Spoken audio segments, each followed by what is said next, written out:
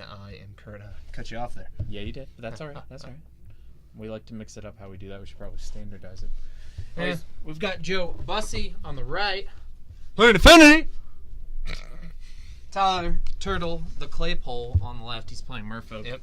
I don't know if they heard the foot stomp. Fan favorite. We'll give him a second. Looks like they're still figuring out their mulligans. Yeah, so that may be the case. I saw Aether Vial in Tyler's hand, so it's probably a good hand. Okay, there you go. So, yeah, isn't there a legacy deck that runs the parasitic Strix, too? Mm-hmm. This is all the Strixes? It's some of the Strixes. Oh. It's called Allurin, right? 4 mana. So it's 2 and 2 green. I do. 2 and 2 green for an enchantment that says you may cast. Basically, it's a lot of words that says any creatures that are converted mana cost 3 or less, you can cast them for free and at any time. Oh, that's a sweet card. Yeah, but it's symmetric, so both players can do it. Okay. But then you have a combo where you cast Recruiter of the Guards to go get your Strix, and then you bounce them with Cavern Harpy and replay them and just kill your opponent. Wow, okay. You actually, that might be a deck you might want to look into. Yeah, I mean, Alara, Shards of Alara block is like one of my all-time favorite blocks in Magic. I just had a lot of fun drafting that and doing Alara block constructed, and a big fan of the Esper Shard thematically. So I got down with the Strixes. Down with the Strixes. And sometimes it plays Baleful Strix as like a value creature. Nice. And also, like with Baleful Strix, if you are looking for your Tide Hollow Strix, with Cavern Harpy, you can bounce and replay your Baleful Strix to just keep drawing cards. And it also plays Shardless Agent, and you can just pounce with the Cavern Harpy and keep cascading until you find what you need. Oh, by the way, nice. Joe's having a pretty great start here. I was just going to get us back to that, actually. Yeah, so turn 1, Springleaf Drum and Pestermite. And then turn 2, or is that? That's Vault Scourge. That's the promo Vault Scourge. Oh, I thought that was a promo Pestermite. Yeah, it's pretty sure it's the Vault Scourge. You might be right. I can't see it too well. You know what? Here, but... I'll be right back, because that's kind of relevant information. All right, Ron's going to go check on that. I say it's a Pestermite. He thinks it's a Vault Scourge. Either way, there is a cranial plating on it. There's an Ornithopter, so 1, 2, 3, 4...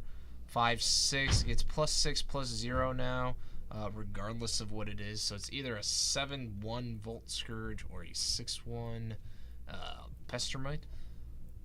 We'll see here. Did the old turn 2 play the Mox Opal, play the other Mox Opal. So he had a pretty good start for Affinity.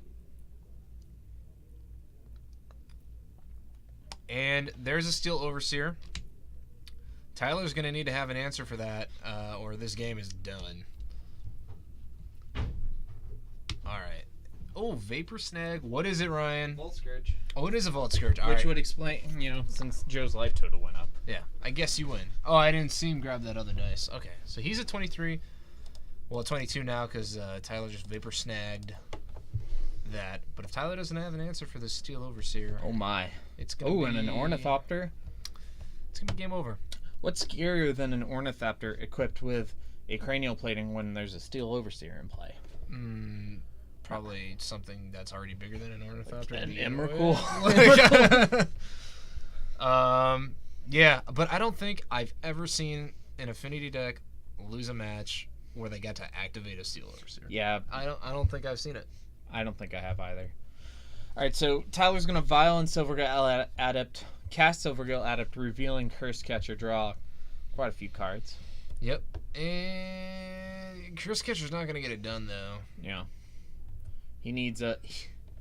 I'm not sure what he needs. He needs another Vapor Snag. I think what he needs to do is to get like 3 Lords on his next turn. Yeah. I think that's how he comes back and wins this game. Which he did just draw 3 cards that turn. Another viable option is to just scoop and board in Hurkyl's Recall for game 2. Oh yeah. And is he still on Dismembers in his sideboard? I would imagine. That's probably pretty helpful. Yeah, I mean just anything and everything that kills creatures or enchantments. Yeah. All right, so Joe's artifacts, you mean? Yeah, that one.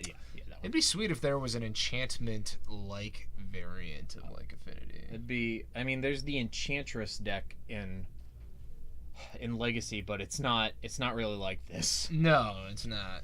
I mean, so artifacts have always been OP. Yeah. All right, so since day one with Black Lotuses and all the Moxes. Oh yeah. Artifacts and blue spells. Yep.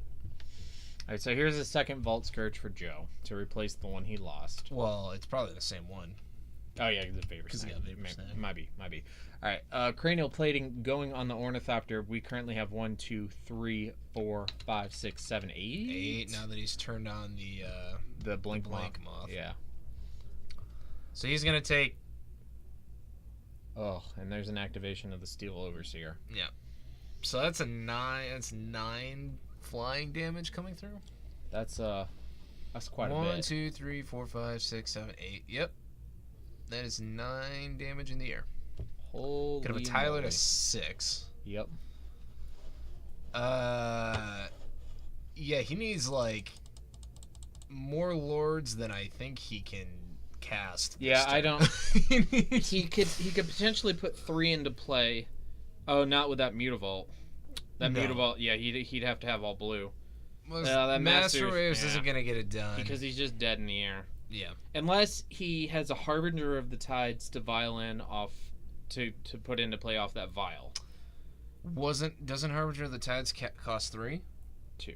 Oh, it only costs 2? Okay, which one costs 3? Marrow Readery. Oh, Marrow Readery. You got it. I don't know enough about the fish, man. Although if Joe attacks with 2 creatures and he has double black up to attach, so that'll be game anyway. But we'll see what happens here. Yeah. It's Joe, probably the smartest thing for Joe to do is just attack with the Ornithopter and the Vault Scourge and leave up the 2 black with the Springleaf Drum and the Mox Opal. Yeah. Because I think Tyler's only out here, since he's tapped out, is a Harbinger of Tides in hand. Which he may have. And actually, this works too, as long he just needs to attack with 2 flyers and have 2 black up. Yep. If he attacks with all 3... Well, so he can attack with Pestermite. Well, actually... Can't be blocked, right? Yeah, but he's dead without the cranial plating. Yeah, 1, 2, 3, 4, 5. Well... He's got 6... Joe has 6 power on... No. Oh, yeah, because of... If the Ornithopter gets bounced, the other 2 creatures are 6 power. So it won't matter. Alright, so there's the Blink Moth is Infect, though. So... No, Ink Moth is. Ink Moth is Infect. I always get those confused because the art looks very similar. Yeah, that's the new art. Yeah. Alright, so there's that, but Joe should still have 6 here. I think they're just counting it, perhaps. Are you sure that's not an Ink Moth Nexus? Ink Moth Nexus has a little purple on it, I believe. It's hard to tell from where we're sitting. Can't see the card that well. No, alright. Looks like Okay, so Joe Bussey is going to take game 1 over Tyler Claypole with the old bots. Yep, just a little too quick for the fish. Yeah, the Autobots have defeated Ariel and her people. No tea, no shade. Oh, man. Alright, guys, we are going to talk about... We've got some other cool events going on. We do have the Magic the Gathering Player Appreciation Day going on tomorrow in the store. We've got a whole slew of events starting with free Mini Masters pods at 12 o'clock. So you can... Each player gets 1 free pod, and if you'd like to play in a second one, you can do so. But only the first one is free. Do you know what Mini Masters is? I am somewhat familiar, but why don't you run me through it again so the fine folks listening? It's also commonly referred to as Pack Wars. Okay, yeah. Pack Wars I know more of by that name. It's the same thing. Sure. Oh, okay. Each player gets a booster pack, opens it without looking at the cards, adds 3 of each basic land, shuffle up, that's your... So we'll play in pods of 8, single limb. As players move on, they get to add a pack to their deck. You can use any pack that's regularly priced. So last year when we did this, we had people playing Shadows, we had people playing Conspiracy, we had people playing Oath and Battle, and it was crazy. What do you think the best booster pack would be to use, if you could choose any? Or let's say any that we would have readily available. I'd probably go with Shadows and try and get some Werewolves. Werewolves are real strong and limited. But that's not all. We've got also a free Modern event at 1 o'clock. And free Standard Showdown at 5 o'clock. And at 6 o'clock, we have a Chaos Draft that's only $10 to play in. We also have 20% off of Magic singles, 20% off of deck boxes, sleeves, playmats, tubes, all those accessories. And we're having 25% off of MTG bundles, which is the new term for fat packs, and intro decks and dual decks, and planeswalker decks. All that cool stuff. So there's lots going on this weekend. You know what I miss? Tournament packs. Oh yeah, they don't do those anymore. No, they don't. I think the last time they did them was for Time Spiral. We said Ponder was better than Preordain. Or you were initially skeptical. No, we said Ponder was better than Serum Visions. Oh yeah, well Ponder's better than both.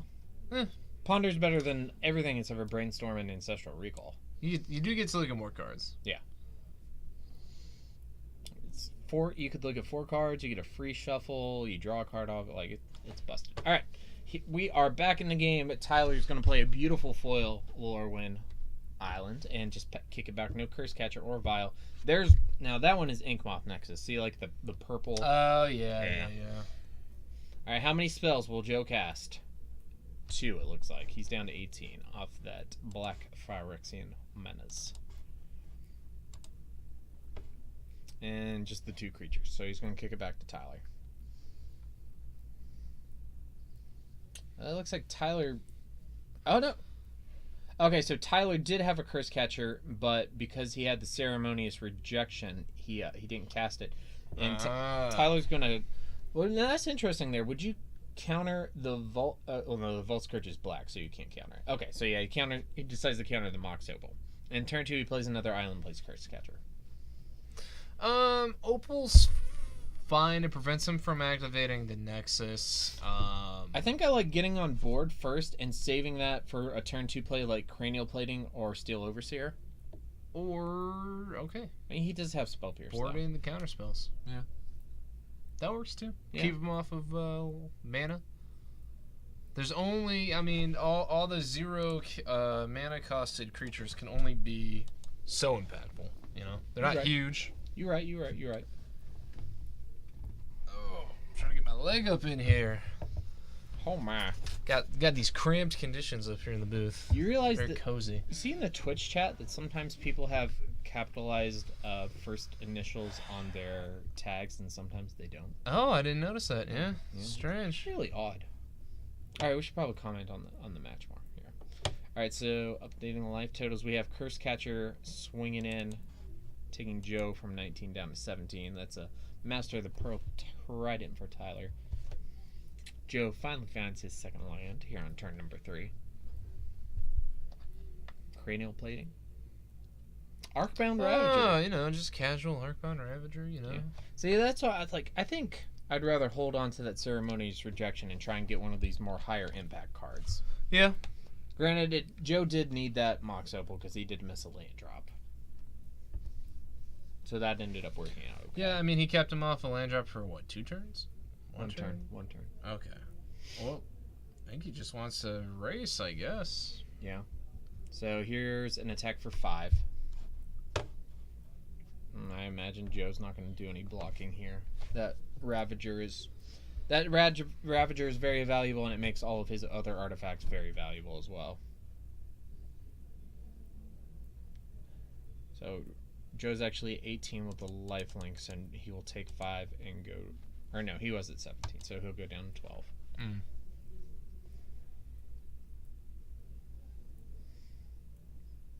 it looks like that's it for Tyler. Yeah, I can't see what he's got in his hand, so I'm not sure. He could be sitting on another... I wonder how many Ceremonious Rejections I bet he has 2. Probably 2. Usually you play at least 2. One of those aren't very good in this deck because you don't draw very many cards. Right.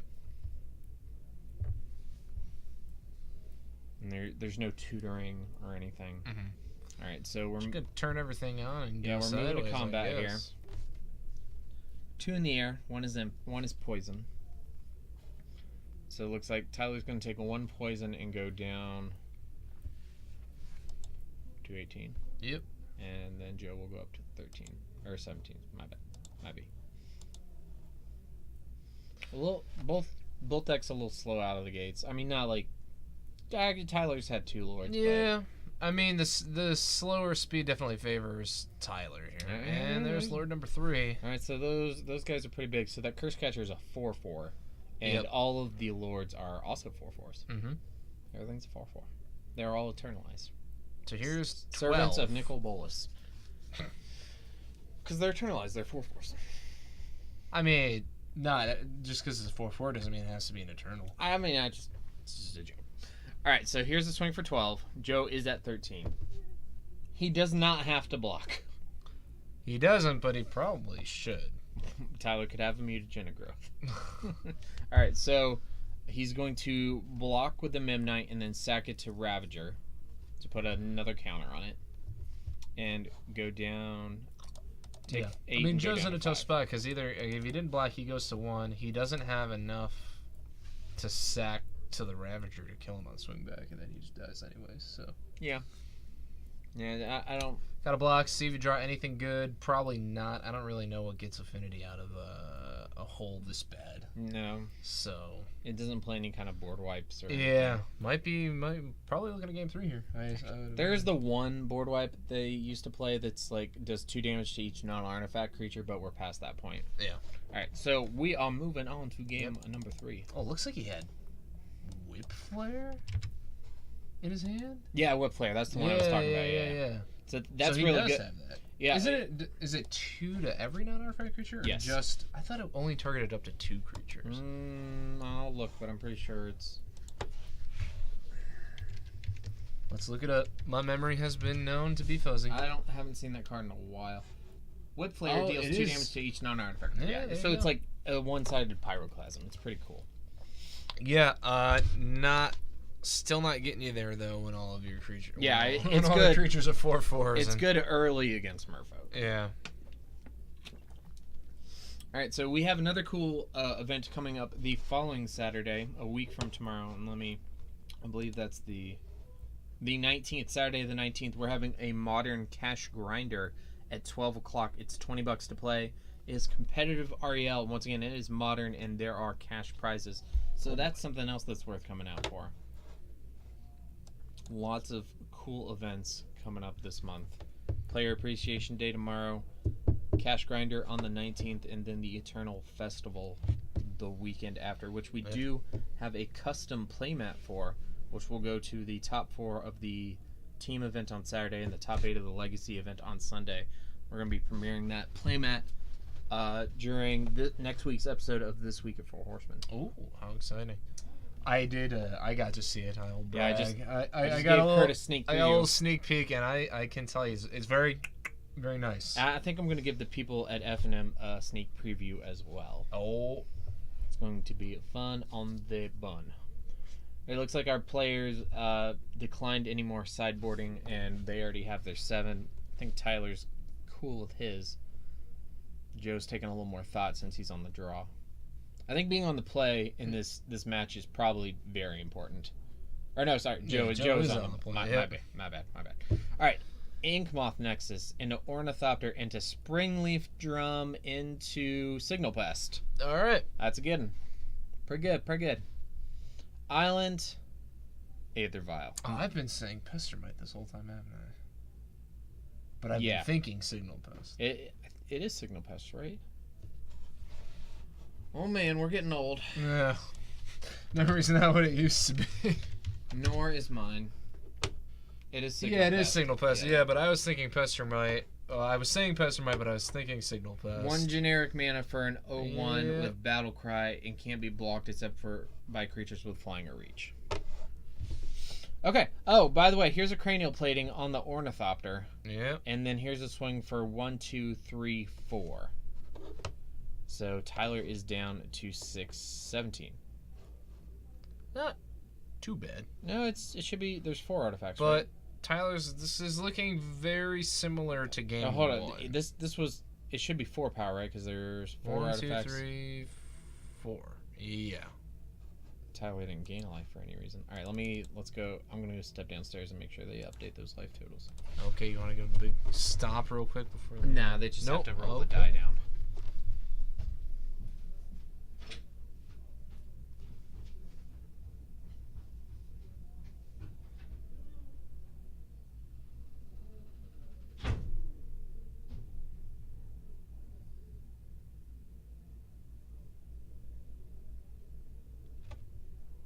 Alright, there we go. Getting the life totals straightened out here.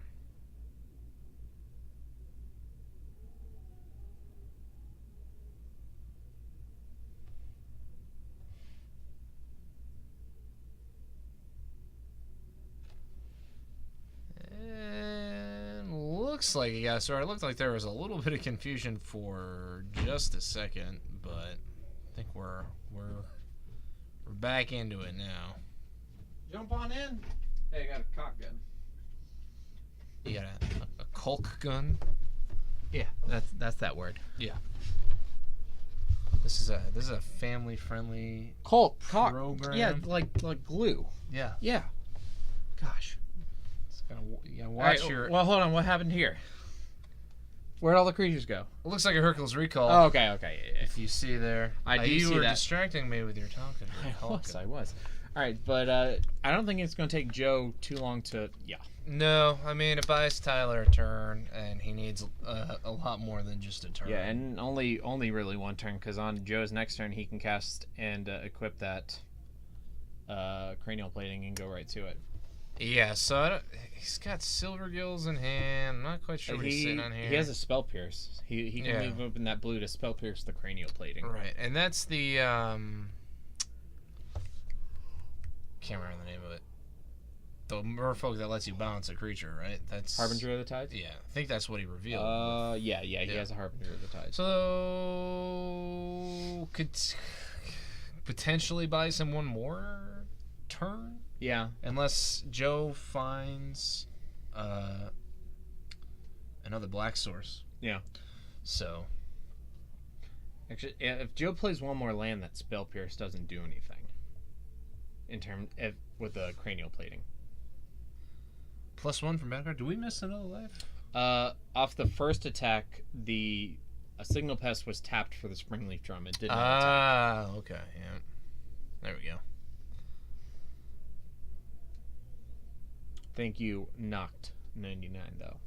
We appreciate the comment. So there's one Inkmoth turned on. How many ink moths does it take to turn on a blinked moth? Just one. Yeah, right. Unless you want it as a 2/2. Or no, that's the other way around. Might be. All right, so here's the ink moth attacking with the Signal Pest. So the ink moth will get the battle cry. Yeah. So it is 2 poison attack. Tyler looks like he's going to go ahead and use his Harbinger of the Tides to bounce the ink moth nexus back to hand. I wonder why. Any idea why Joe decided to do attack there rather than recast the cranial plating? He may be afraid of a Spell Pierce, which Tyler does have. Yeah, which is fair. Or Ceremonious Rejection. Yep, and I mean Tyler's showing the mana for it too. Yep. So. Here's Vault Scourge, which cannot be spell pierced. No. Nope. So can't even be Ceremonious Rejection either. Nope. It is a black spell. Yeah. Yeah. Which is what happened in game 2. Tyler cast Ceremonious Rejection on the Mox Opal, and my initial thought was, well, why didn't you counter the Vault Scourge? But because it's black. Right. No. Alright, so here's an attack for 2, taking Joe down to 18. So for Spell Pierce, you pay 2, right? You have to pay 2, so he could play the cranial plating, but he wouldn't be able to equip it this turn. No, he needs another land. He only has 3 mana sources right now. Is cranial plating 1 or 2? It's 2. Oh, it's 2. Okay. Okay. I was thinking it was 1. But I mean, he just needs one more if he has a land, which I guess he doesn't. Right. No. Nope. But here's an Arcbound Ravager, which once again you cannot spell pierce. Right. Woo! Yeah, that could be problematic. Another Hercules recall would be nice right about now. Yeah, but I mean, like, Tyler doesn't have much of a clock in play, and that the recall just slows Joe down. He doesn't stop him. But you definitely cast it if you have it. Yeah, I mean, another turn buys you maybe the opportunity to draw a Ceremonious Rejection. Yeah, to counter a Ravager or Cranial Plating. So, gonna get in for 2-3 here. Right? Should be. No Battlecry again? Battlecry will give Joe 2 on the lifelink, which will take him up. Okay. Yeah. There we go, yeah. Alright. So Tyler, looks like he doesn't have anything to violin. No, he has a Minamo and Spell Pierce in hand, and I think he only had lands. I don't think Tyler's got a lot of action in his hand right now. So, yep. Joe's down to 16. 16 from attacks. Get that updated. Yep.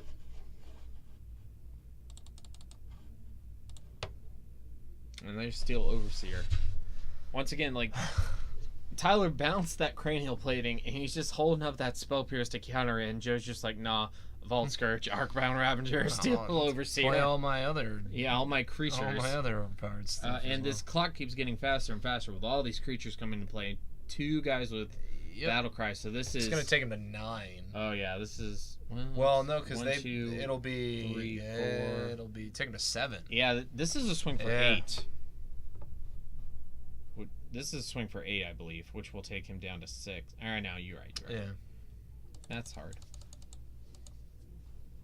And then gain 3. Oh, I was counting the Vault Scourge as a 4 power. That's where I was mixed up there. This is looking good for Joe. That's in Master Waves like at the wrong time when it's not. Yeah, Tyler's gotten a little flooded this game, unfortunately. Yeah. He doesn't have a way to block the flyer, so Joe can literally just attack. And he can Steel Overseer. Yep. Yeah, I think this one's pretty much in the bag. We'll see. Like, there's like... Tyler could have a couple live draws if he makes it one more turn. But he's dead on board. Yeah, are we sure of every card in his hand? I'm not, but looks like he's got 2 cards in hand, and one of them's a Spell Pierce. Yeah, so he could have a Vapor Snag or a Harbinger of the Tides. We'll see. He could. He may not be down here. It looks like he's got a land, an island, and I couldn't quite catch what that last card was. Joe now has his 4th mana source, so he can pay for that Spell Pierce. Yep. And finally, here's the Cranial Plating. And here's an Aether Vial. Okay, so he should be dead, regardless of what happens here. It doesn't look like it matters for Joe at all. No. I probably pay for it just because I'm like, just to be rude. Yeah. Joe has Galvanic Blast in hand, so just let that Cranial Plating get countered, cast Galvanic Blast, and swing. Yeah. Yeah, I mean, Joe's got so many ways to kill him, Tyler, this turn. So yeah. He also has a Steel Overseer activation. Yeah. It's done. All right. Tyler can't block any of the flyers.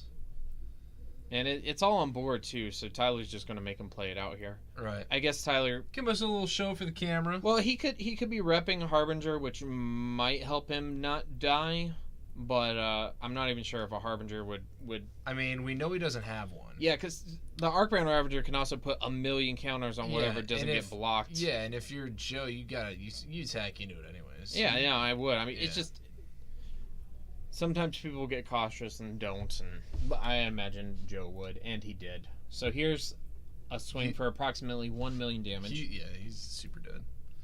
Negative, whatever. Take your pick. Yeah. All right, Tyler's just going to take a minute to count it up. Yep. He's contemplating his life a little bit. I would activate my Aether Vial to see if Joe responds, but no, our Joe is going to take this match. Pump fake with the Aether Vial? Yeah, why not? It's chump check. Make sure they're paying attention. Joe's going to take this match 2-1. Yeah. Affinity over the Merfolk. It was a good match. Yeah, in game 3, it was like a slow rise. Like Tyler was hanging in there for a little while. They were trading blows. And then Joe was just like, Yeah, but how many times can you stop an Arcbind Ravager? You right. And the Steel Overseer. And you still have this cranial plating in my hand. Alright, guys. Thanks for watching. We will be back with our round 3 feature match. Don't go anywhere.